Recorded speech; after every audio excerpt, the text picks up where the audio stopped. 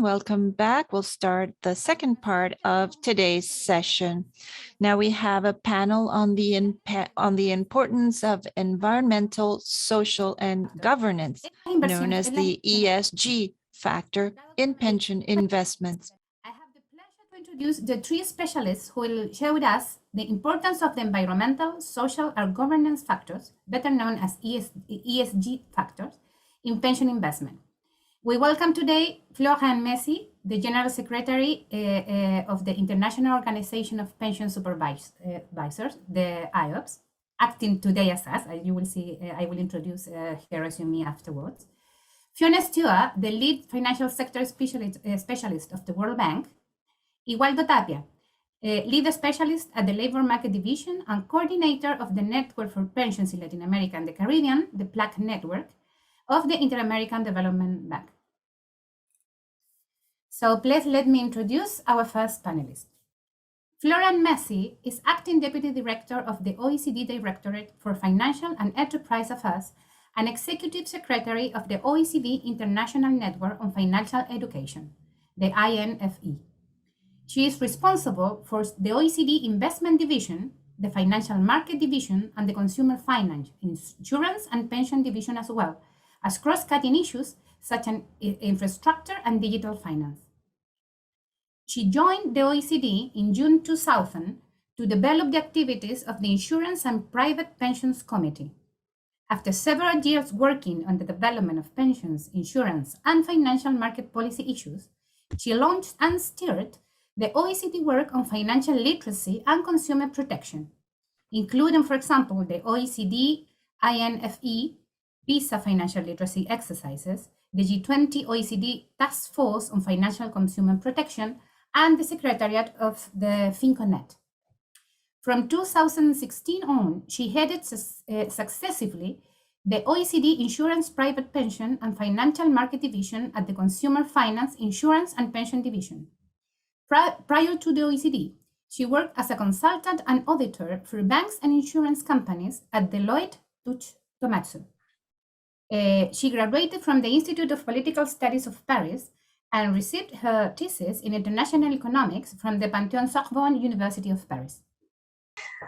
Again, thank you very much. It is working perfectly. Yeah, I hope you can hear me well. It's a pleasure to be joining you. And I have to say it's a pleasure to be in this particular panel because both Fiona and Valdo were previous colleagues working at the OECD. So it's really kind of, I feel, a colleagues and friends panel in a sense, and also on a topic that is very, very close to the work of the OECD. I'm representing today the International Organization of Pension Supervisors, but as you see, I'm also working at the OECD, and obviously sustainability issue, ESG issue are really at the core of our work this last day. So today I will really focus on ESG and pension investing and taking a supervisory approach. I will say just a few words about some of the other work that is going on around the ESG at the OECD, because I think it's also important in terms of background, but I remain brief and really try to complement the presentation, I'm sure, from Fiona and Valdo from an IOPS perspective.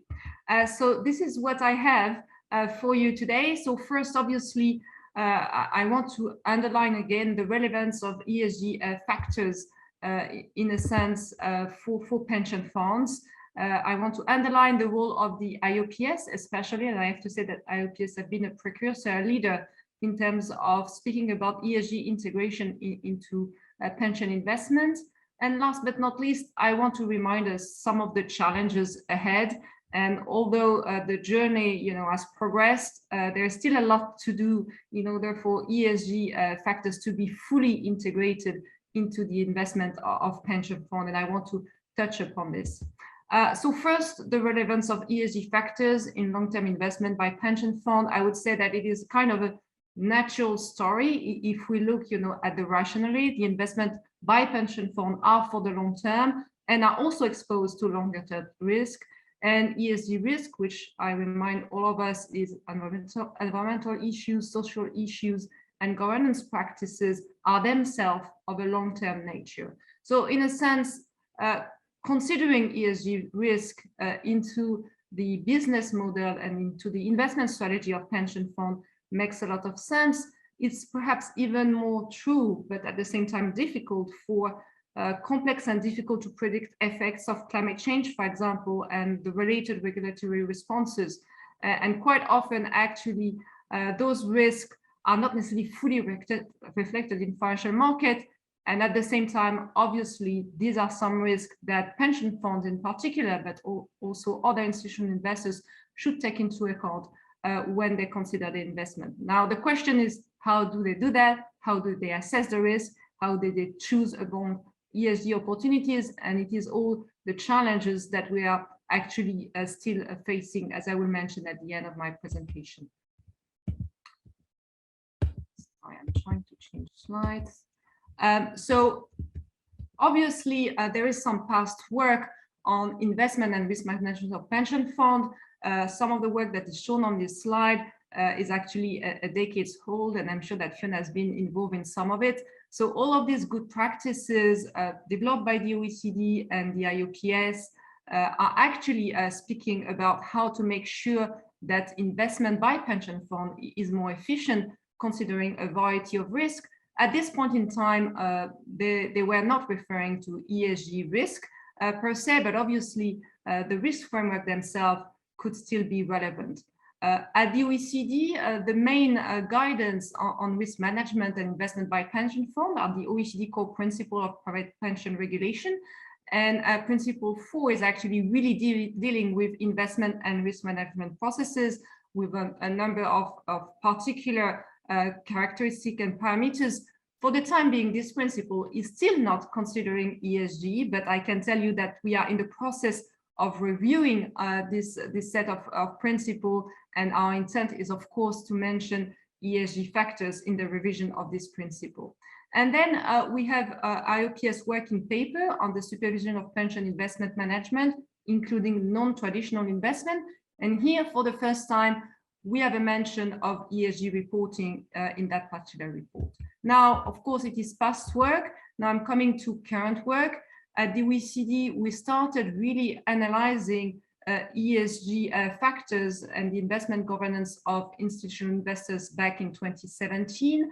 And it was a first attempt at showing that integrating ESG factors was in line or could be in line with the fiduciary duties of pension funds. So quite, I would say it was a baby step at the time, but a very important step for a number of countries here. And now I want to focus more on the work, particularly of the IOPS, which, as I said at the beginning, have been a kind of precursor in terms of really speaking about, first, the fact that ESG issue should be integrated in a way into the investment processes of pension fund, and also spoke about how to deal with that, and also mention as well, which is quite important, the challenges of integrating ESG issues into the investment and risk management of pension funds. So let me say a few words about those guidelines that date back to 2019. At the time, there were quite a few guidance at the international level really mentioning ESG issues when it came to the investment of pension fund or insurance, or actually even in some cases, the rest of the financial sector. So it was quite a novelty in that sense. So the guidelines obviously apply, take a supervisory approach, are non-binding, are intended to provide guidance that serve as a reference point for pension supervisory authority. They are largely principle-based, so there's flexibility obviously in how they can apply to different pension system structures. Now, the guidelines have four main key pillars. The first one is really looking at how ESG factors can be integrated into the investment and risk management processes. The second one is looking at the integration of ESG factor in the investment and risk management processes. The third one is all around disclosure, which we know is key, but still quite challenging. And last but not the least, there's one guideline on scenario testing of investment strategy, including ESG factor. In the two next slides, I will detail a bit more the key message of these guidelines.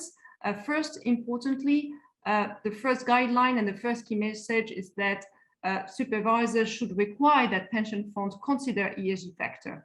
And I think, it is really a key element and a key message here, this integration of ESG factors. The second one is really that ESG factors and their integration can be in line, or actually in line with fiduciary duty, which is a main progress. As I mentioned, at the OECD, we have a first report showing that there was compatibility between the fiduciary duty of pension funds and the integration of ESG, but it was not necessarily a certainty. Here, the guidelines are going a step further and are kind of, again, a precursor in that sense.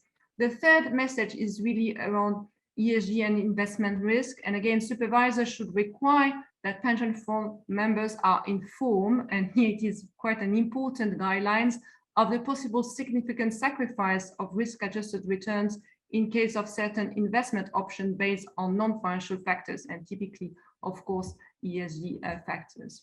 The fourth message is around disclosure, and as you've seen in the former slide, there are a number of guidelines really focusing on disclosure.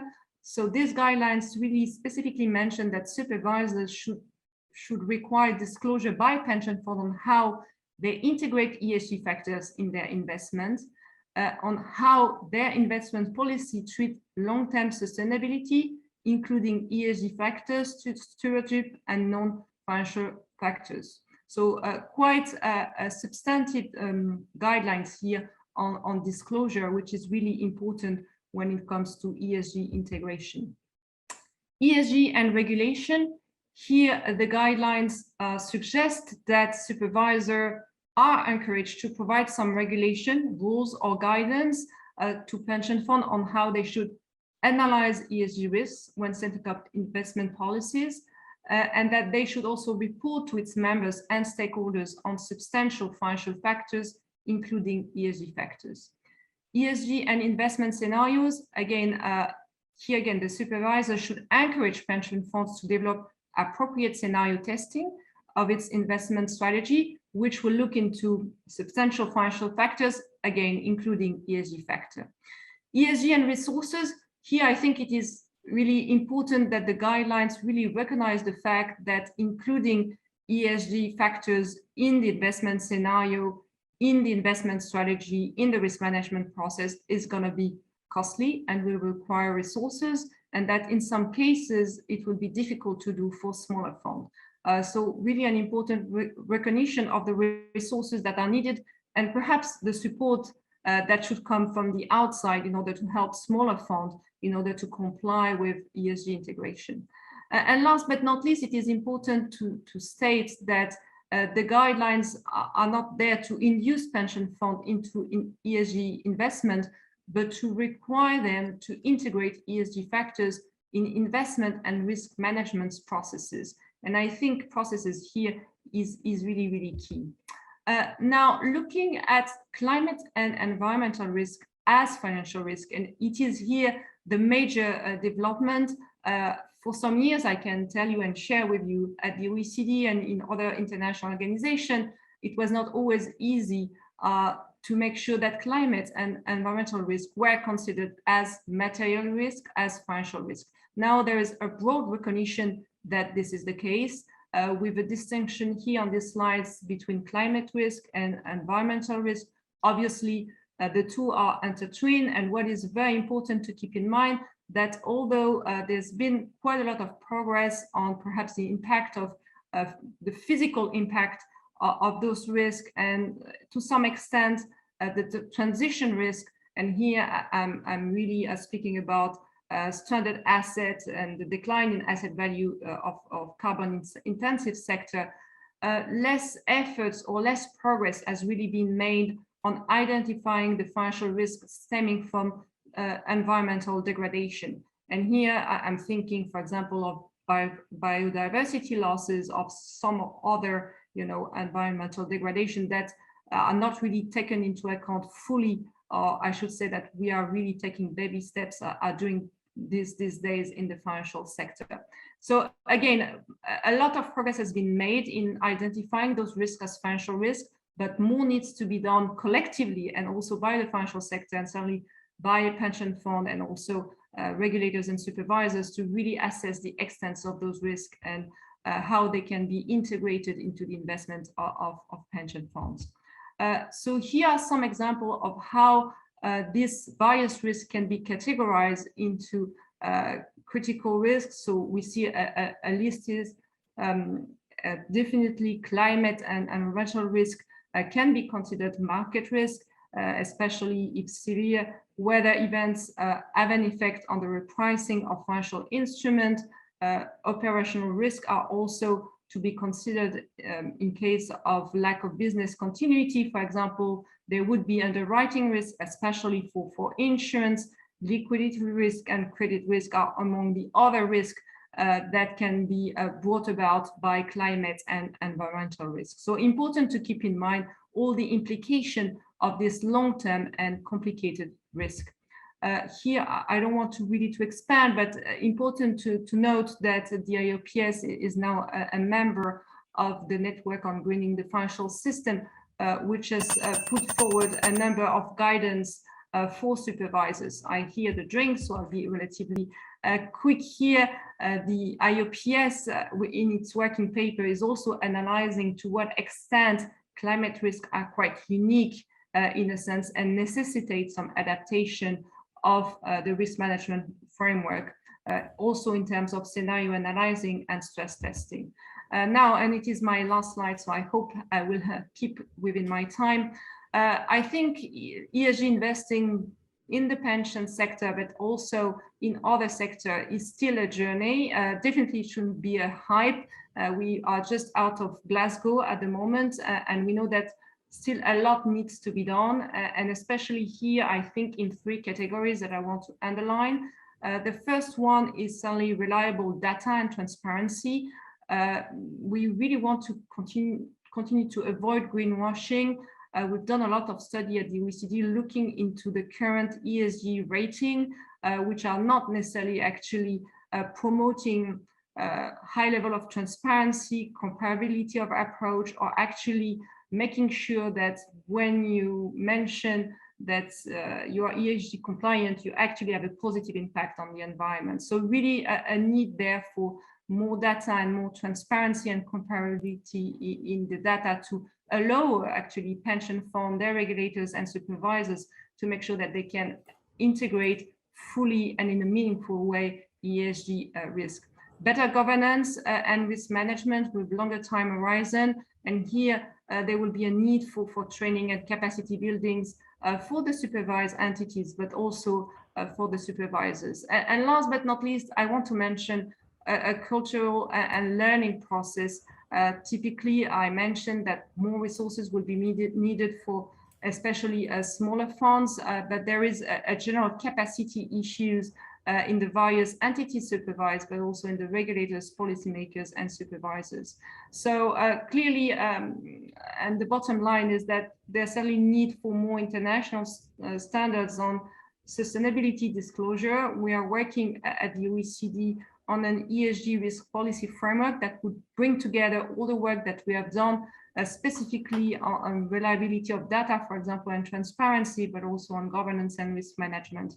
At the IOPS, what we want to do is really to promote the implementation of the ESG guidelines I just mentioned, and also contribute to the collective discussion in various international organizations, including the NGFS, I mentioned, the IFRS, and of course, the collaboration with the OECD. Thank you very much. Thank you very much, Florent. And please let me introduce our next presenter. Fiona Stuart is the latest financial sector specialist of the World Bank and is part of the long-term finance team in the World Bank Finance, Competitiveness and Innovation Global Practice. Fiona provides policy advice on pensions and insurance market firms to governments around the world. She also helps coordinate the bank's work on sustainable finance, including representing the institution at the G20 Working Group on Sustainable Finance and co-chairing the Financial Task Force under the UN Decade on Restoration. Previously, Fiona worked for the OECD's Financial Affairs Division and led the secretariat of the International Organization of Pension Supervisors that today it's led by Fleur-Anne. Prior to the OECD, Fiona worked on the pension fund industry. As head of American Express Asset Management in Japan, she was responsible for investing $2 billion in Asian equity markets and, as part of an international team, for managing $20 billion globally. She holds degrees from Oxford and Johns Hopkins universities and a chartered financial analyst qualification. She also served on the advisory board on one of the OECD's own pension funds. So please, Fiona, I remind you that you have also 12 minutes for presentation. Please, the floor is yours. Thank you, Paulina. Just to check you can hear me okay? We do. Great. And let me share my slides. I can't see you when I share my slides, but let me just put these up. So can you see that? Okay, brilliant. So full screen. So the very first as most important title is absolutely a former colleague of Fleur-Anne and Valdo. So this is one panel that I really, really wish I was there in person for, but it's really great to be with you this evening. I'm actually in Nepal, in Kathmandu. So a lot of the journey and the starting off and the capacity, all these comments made by Fleur-Anne, I completely can tell you from here on the ground that that's very much needed. A lot of attention, a lot of interest, but some of the emerging markets, a lot of work to do, I think, to keep up with a lot of the great movement. It's really interesting, Fleur-Anne, to see just how much progress there's been from 10 years ago to 5 years ago to 2 years ago. It's really exponential. And I want to talk a little bit this evening about how we harness that for the emerging markets, because I think we have a huge opportunity for greening pensions and greening our financial system, but I think there's also big risks. So when we talk about this, we usually use the adage of greening finance and financing green. So the risk side and the opportunity side. So I'm going to talk a little bit about the opportunity side, what I'm going to call the pension pandemic paradox. And on the greening finance, the sort of regulatory side, a little bit about how we can use regulation to be a hook, but we need to be careful it's not a hurdle for getting the funds that we need into the emerging markets and helping our pension funds to do that. So on the funding side, so I think there's a big paradox that we've seen coming out of the pandemic in the last couple of years. And that's we've had massive pressure to have access to our pension funds in the last year or two, completely understandably, in a very difficult financial, unprecedented times. This is the biggest asset many people have is in their pension funds. And if you have immediate needs today, it's very difficult to tell people to lock their money away for 40 years. But at the same time, we've also seen a massive need for long-term investments, and that's only growing. So how do we try and put those two pieces together? Well, one thing I would say is I think we need to think about having a little bit more flexibility, building some flexibility into our pension systems. So we at the bank are known for our pillars, pension pillars we talk about, but things are very much changing. It's not just the pandemic showing that maybe we need some access to our funds sometimes, but the whole way that we're living and structuring our working lives is really changing very fast. Self-employment coming into all the gig workers coming into education, coming back into employment. I think we're going to have a much more multi-stage life as it's been put by others. This how we're going to live our lives going forward. And I would argue that we need to have pension pagodas rather than pension pillars in the future. So we need a really strong core of social protection through our lives, including when we're old, and then pillars of savings through that. And we may need a little bit more flexibility in how we pay into our pensions. And that can be linking contributions to consumption rather than income, for example. And if we take gaps, for example, for education or through our life, incentives to then top up and repay a bit more at different periods of our lives, why should the contribution be the same all through our lives? So more flexibility in and maybe some more flexibility out. So if we do want to access for our education needs, for emergency needs, interesting ideas like these ideas of pension savings pots. So you have a long-term and a short-term savings pension together. And that gives you a little bit of access while still keeping the long-term savings that we need. So I think thinking around how we deal with this access question, but still keep long-term savings is a challenge I think we all need to think about going forward. And what the pandemic has shown is that pensions are ever more important for, I would say, not just the idea of green, but this sustainable finance question going forward. And we saw a lot of the pension funds actually stepping up in 2020 and investing in things like pandemic bonds, some of the Dutch pension funds, for example, buying bonds that were issued by the Nordic development banks. Bonds at the World Bank, we issue bonds that many pension funds buy, which go into the projects, and some of the emergency COVID spending, the 70 billion that we did last year, came through the lending that comes from the bonds that the pension funds bought. So the pension funds were really important sources of capital to deal with the pandemic last year. And it's not just short term, they're going to be really important sources long term as well. So this is from the idea that about 4 trillion is needed to meet the emerging market needs for the SDGs, the Sustainable Development Goals, and the Paris Accords. We were spending about 1.5, so about a 2.5 trillion gap. This is OECD figures, actually. They now estimate, because of the pandemic, that gap's gone up to over 4 trillion. And where are the sources of finance to meet this? Well, this actually is, again, OECD numbers. I need to update, it's a little out of date, but the institutional investors are now over 100 trillion globally, and that's by far the biggest source of long-term capital. It's bigger than the banking sector, bigger than the stock markets, the government debt, and the little bar over there on my right, the little tiny bar, that's us, that's the development banks, that's all the lending for the World Bank and the Latin American Development Bank, Inter-American Development Bank, etc. We can't fill that gap on our own. We need to work with partners like the pension funds to really get this capital into the investments, the emerging markets, and the countries that really need it to meet the Paris and the other accords. And as Florian, as you were mentioning again, that the climate and a lot of these ESG risks are very important for pensions, just exactly because they're long-term investors. And we actually see a lot of the pension funds around the world leading this sort of impact investing into these areas.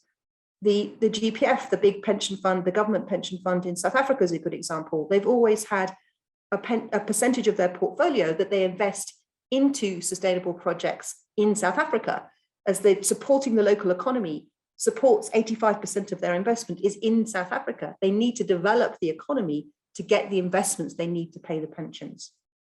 The London pension funds are interesting. They have, I think, 1% of their portfolios they've put aside to invest in projects in their local boroughs, their local municipalities. The CDPQ in Quebec has a mandate not only to pay the pensions for the Quebecois, but also development of the local economy. So it's a very natural mix between, yes, these risks are there for the long-term investors, but the opportunities also fit their mandates very well. And I think this partnership idea is very powerful. And we talk about the SDGs a lot, but many of you may not know that we forget the 17th goal, the last goal of the one that's often forgotten, is exactly partnerships. And I would argue that 17 should actually be number 1. Because if we don't work together, we're not going to get any of the other 16 are not going to be met. So I think this idea of partnership is very powerful. And pensions working together, pension funds globally, can really magnify their potential impact on green and sustainable investments. So here's some examples that on my left, we had a partnership with some of the big public pension funds in the US. They have come together and they wanted to invest in the Africa region, but they don't know, they're very experienced investors in infrastructure and other asset classes, but they don't know the region very well. So we brought them over and they've been working with the South African and the Kenyan pension funds to learn about the local opportunities.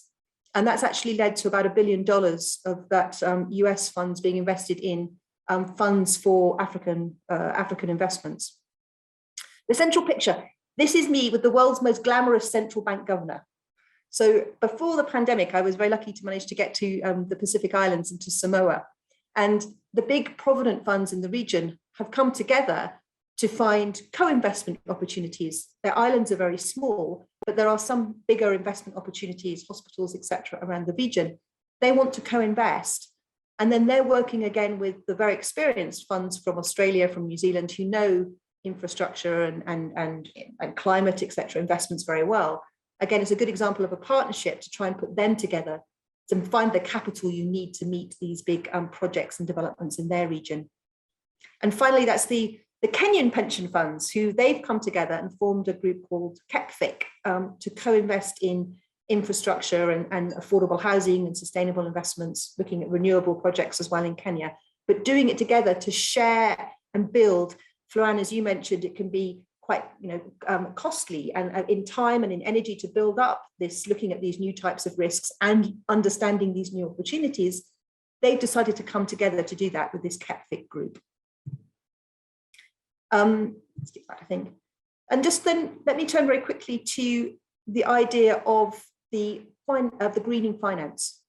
So we need the investment regulations, etc., to allow us to and encourage us to build, as Florian is explaining, these ESG factors into not just pensions, but into a greening the financial system more generally.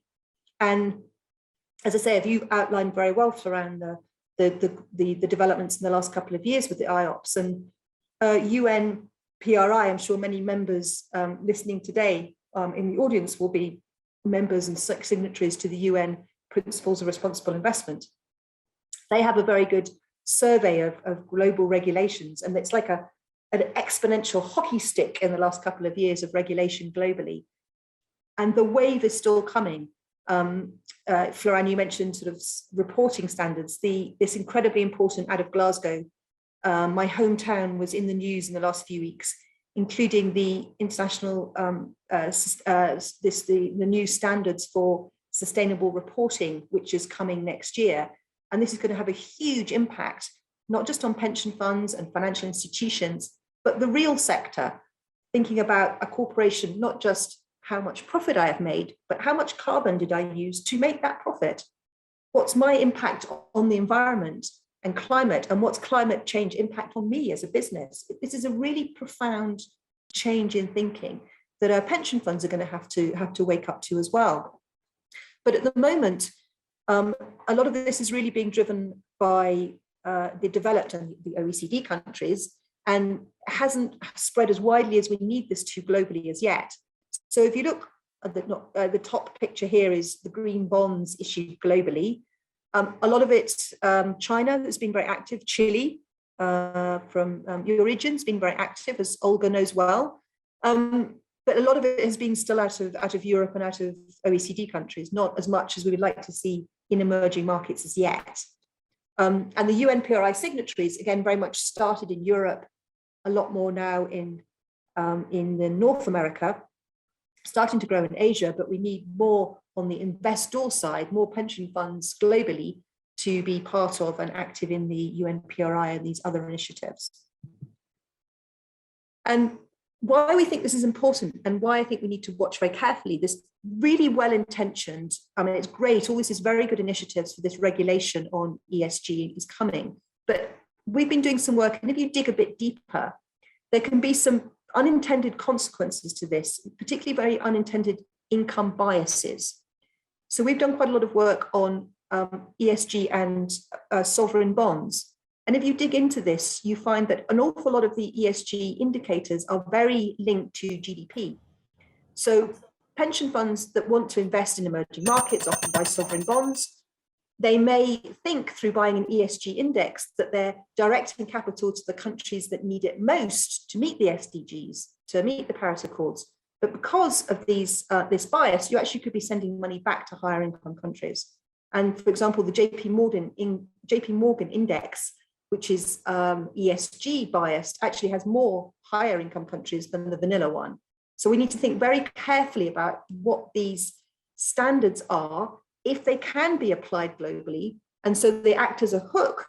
Green bonds, etc., can get new investors into emerging markets and make sure they're not a hurdle. Emerging markets like here in Nepal, we're just starting on the work on disclosure, etc., that actually it's not such a high barrier that you actually drive capital away. And I think this is a really important thing for us to think about.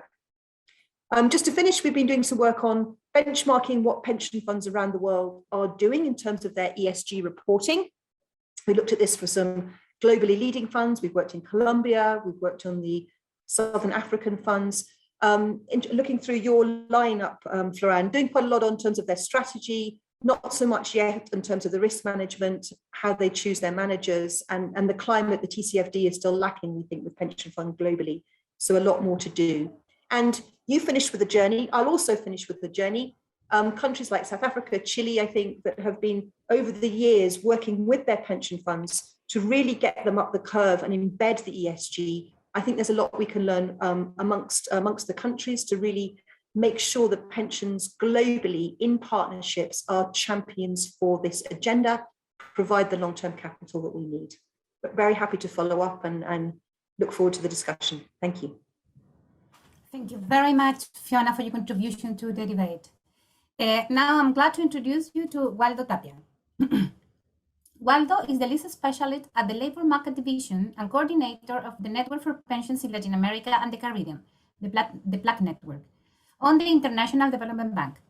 Since 2008, he has been responsible for the development of various projects in the area of pensions in countries such as Belize, Chile, Honduras, Panama, Paraguay, and Uruguay.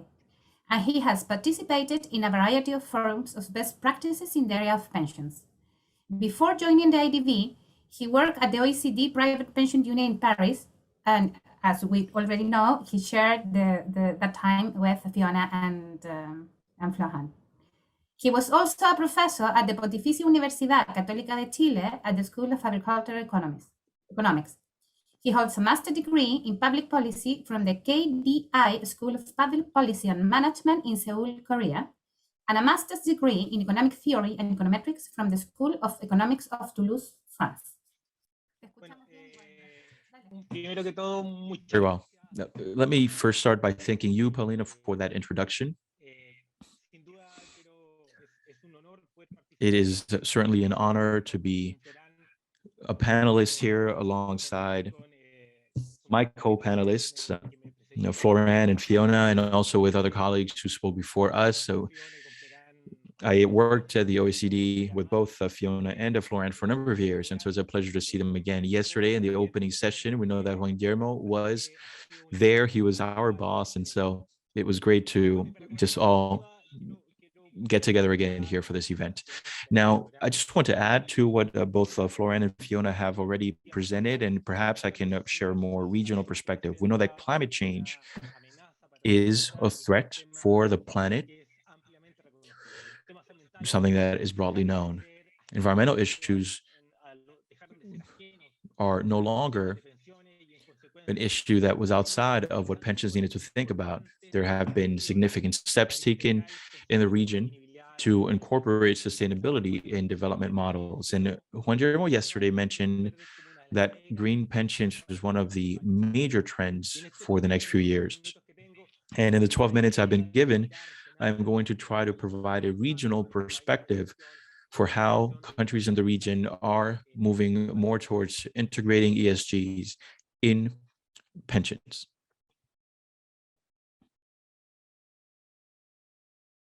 En los últimos años, varios eventos. Over the last few years, there have been a number of issues that have had an impact, like COVID being one of them, and they have not only raised awareness on environmental issues, but they have also raised other social and corporate governance questions.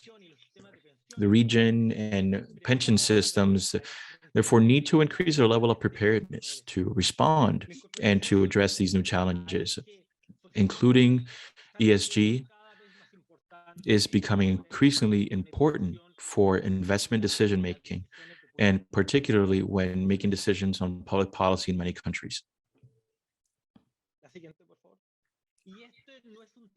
Now, this is not a trivial matter. Regulators understand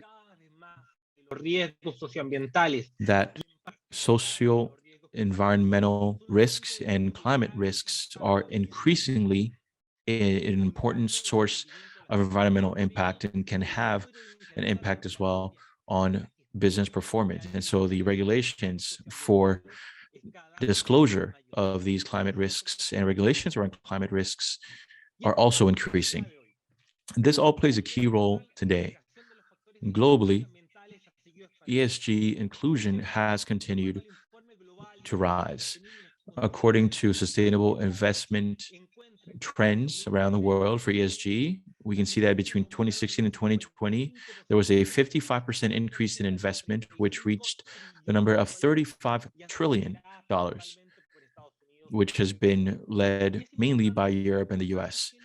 What's important to know here is that this has been an increase in absolute terms, but also an increase as a percentage of total assets under management, which has also increased and reached 36%. Pension systems and pension funds are also affected by this new reality. Pension funds is one of the main investors who will need to spearhead other investing approaches that take into account social, good governance, and environmental issues. If we look at how social and environmental issues have been incorporated in pensions, we see a rising awareness around this issue. For example, if we look at the Mercer survey on sustainable investments, we can see that 66% of pension plans in Europe take into account social and environmental risks. And how are these factors being incorporated? Within the plans that do take these into account, most of them includes it through a supervision scheme for the managers. Now, in addressing ESG on a scale of 1 to 3, where 1 is most important and 3 is least, they have highlighted that environmental risks seem to have the most importance for folks compared to S and the G components in ESG. And given this important increase, it's important to also understand what factors are driving this increased consideration of social and environmental issues in the sector. The first has to do with all of the risk return components. It's obviously the most important consideration when it comes to finances. Incorporating ESG can allow for better risk management and also for better identifying opportunities. Pension funds work in the long term, which is in line with sustainable investment. The second factor has to do with regulation. Currently, there's a lot of regulatory pressure on pension funds.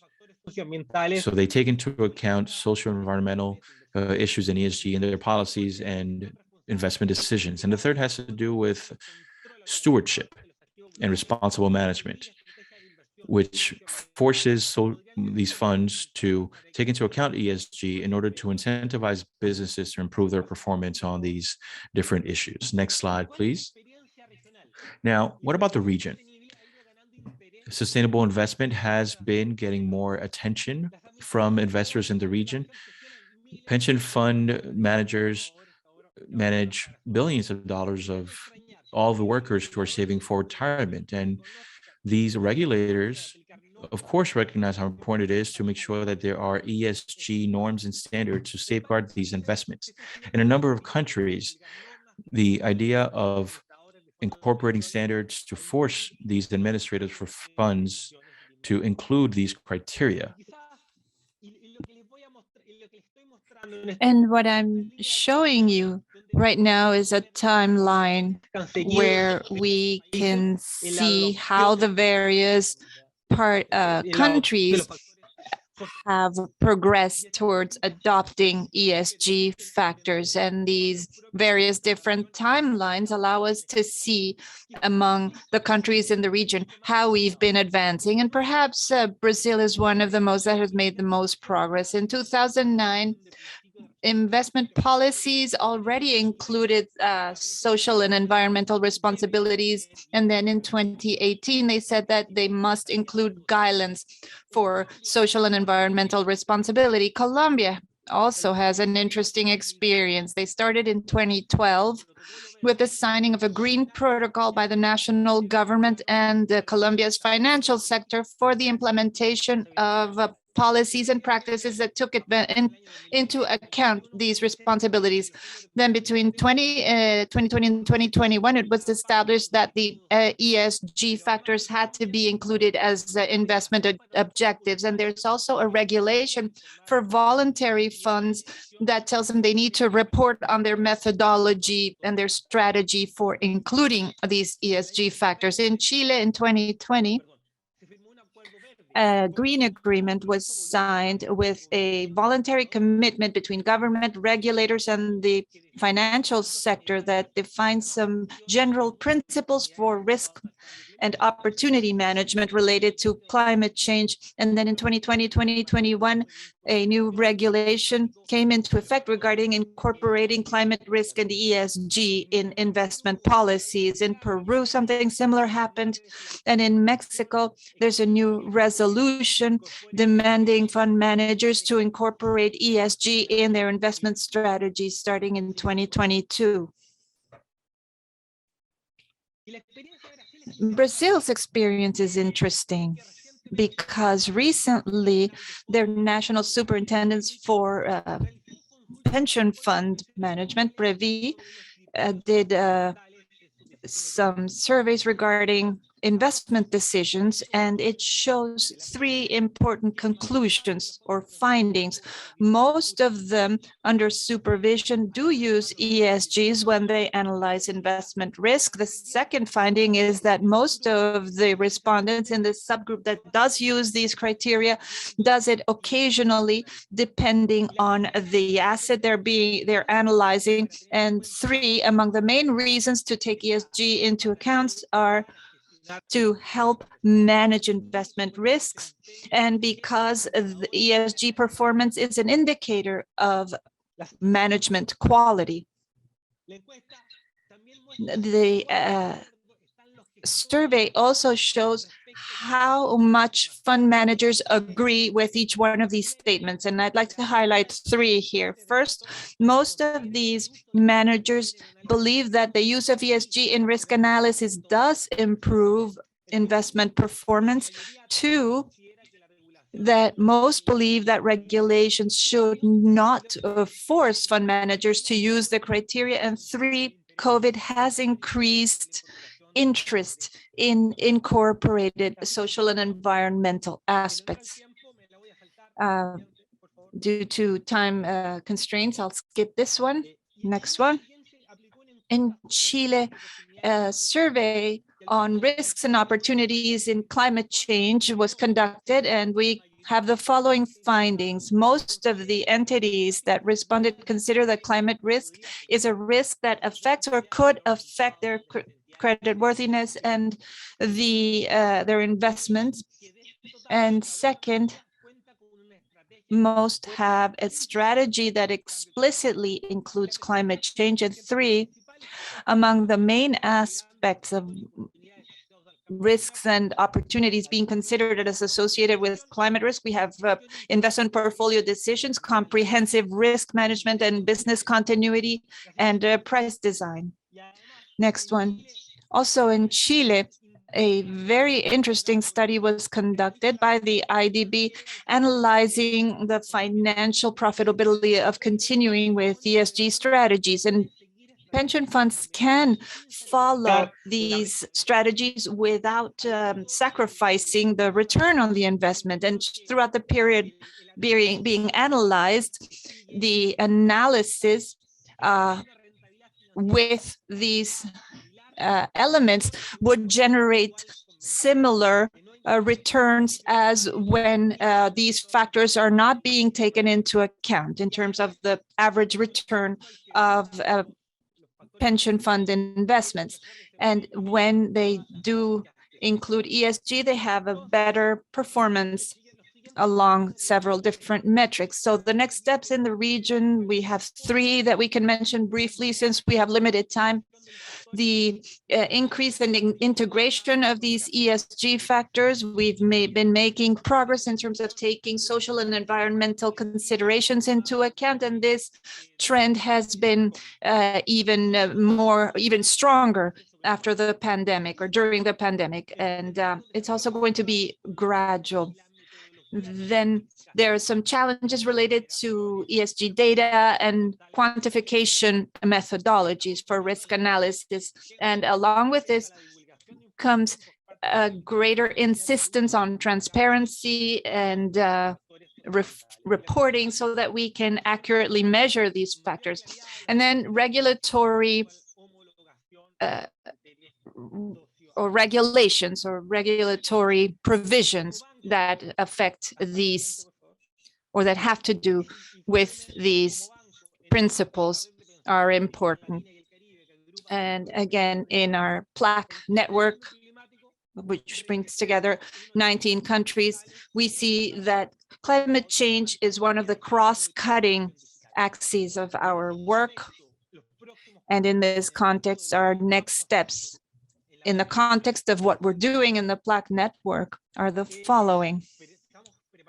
We are preparing a technical note that will allow us to compile experiences in different countries in the incorporation of ESG in investment, and we hope to put out a document on best practices on how to do this. And similarly, this document will be distributed among the 19 member countries of the PLAC network for their feedback.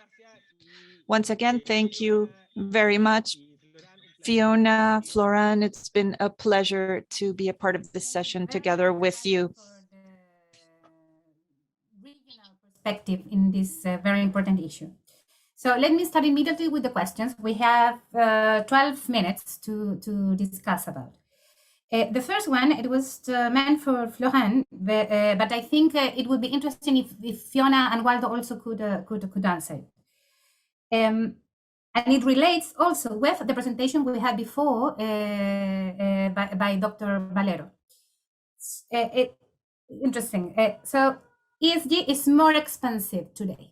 That's something that it's difficult to argue against. And given hyperbolic preferences for the people that doesn't know what it means, it's we know in the long run we need a functioning world with weather, with quality of water, etc. But in the short run, we don't want to spend any money to the long term goal. This is more clear when you have a diet starting on Monday, and 10 days before the diet, you are sure you will do it, but it's Monday and you take the candy. The same happens with this kind of, at least climate. It's very evident. More after Glasgow, where not even the governments of the world could agree on something strong enough to prevent the calamity happening in the next 100 years. So the question is, how to change the setting, Fiona, Florent, and please to the other panelists also. There is a question related to Waldo about what are the particularities of the region, Waldo, in line of changing the setting. We have the woods of the planet, for example. That's something structural that wouldn't change. Please, Florent. Thank you very much, Paulina. And it is a very broad and very interesting question. I think we need to come back to why there is aspiration for a change and what is the hook, to come back to Fiona's slides that I love, and where are the hurdles? And sorry for the accent. And it is clear that if Glasgow was not as satisfactory as was expected, it's because of resources and cost. And this is very clear. And also the fact that, you know, the business case on the fact that ESG is a financial risk is not really made. And then there is what you mentioned, the short-termism versus the very long-term perspective. But you could say that of pension as well. I mean, pension is the typical case of you need to invest now for a long-term outcome. So in a sense, you know, the climate is more complicated, but it's the same kind of story. So I guess, well, the issue is first of an understanding of how the resources could be a bit better shared overall. And then I think, you know, putting at the OECD, we always want to start with the evidence. And actually, we've done a lot of work in showing how material ESG risks are. They are a financial risk, truly for the long term, but they may have impact much closer than we think. And if we provide this clarity, I guess, you know, the agenda will be more aligned. So it will be true for OECD countries, and I completely relate with what Fiona said. Now, the developing world, as we've seen in Glasgow, and by the way, developing world is not necessarily only developing, but also big countries that are now could be considered almost developed, is how do we share the costs globally? And I think it's not only globally between countries, but also between the different sector of the economy, between the financial, but also the real economy. So I think first, more transparency on what are the real costs today and tomorrow of not taking into account climate change, and cost for developed and for developing, and perhaps we have more data on the developed world than the developing, and then getting to, you know, have people on the same page in terms of sharing this cost and having more transparency. Now, it's very generic. In terms of the financial sector, we are really trying at the OECD to first do a lot of groundwork on whether ESG rating are actually meaningful, and our finding is a bit, you know, sobering. In a sense, the current ESG rating that are being used are not necessarily capturing the reality of the environmental impact of the industry that are supposed to be ESG compliant. So a lot of groundwork needs to be done to provide this clarity and this transparency. And then I do believe that the agenda should be better aligned. And then I think, you know, on top of all this, you know, consideration at the top level, we shouldn't forget that at the bottom, the citizens, most of them, and especially the young generation, wants this change. And I think, you know, whether the policymakers of the world manage to get their act together, at some point they will have an obligation to make this change, because there is, you know, I think a broad movement in the young generation, not only in the developed world, but also in the developing, for a change in this direction. So just to add very quickly, Paulina, just to say, so markets can't fix the market failure.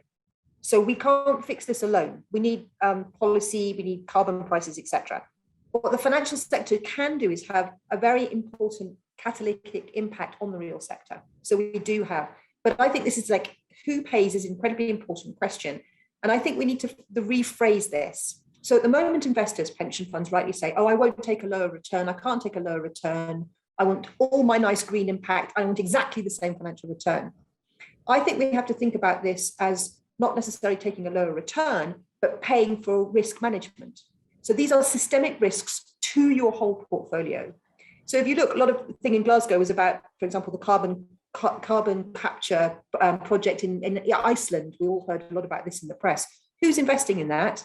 Swiss Re. The reinsurance companies are investing in that because they know they have to get a hold of this and deal with this in the future. If we can get pension funds investing in protecting global public goods, protecting our rainforests, etc., this stops the tipping points. This stops the systemic risk that impacts the rest of the portfolio. We need to think about it differently. I really like instruments like these sustainable linked bonds and loans that have key performance indicators. So you pay for performance. That, I think, is a really interesting hook and tool that we should use more going forward. Waldo? Bueno, hay dos puntos que quisiera There rescatar. are 2 points that I'd like to go back to. Something Florent mentioned, that long-term perspective of the pension systems. Undoubtedly, that goes hand in hand with that perspective of incorporating ESGs. And also in the presentation on what are those things that should push us to including those ESGs. We have 3. Returns, everything related to regulations, and everything related to responsible management. In terms of a difference with Latin American and Caribbean countries, there, as I mentioned, there are 5 countries where progress has been made in including these social environmental factors. In most of the other countries, very little progress or almost no progress has been made in this regard. And in the region, many of the countries have defined benefit systems where investment regulation is very limited. And one of the challenges is to move forward with these matters in those countries in the region where this regulation is so limited, so we can implement this regulation with social economic factors. But there are big differences in the region, in the level of progress and the amount of progress that has been made.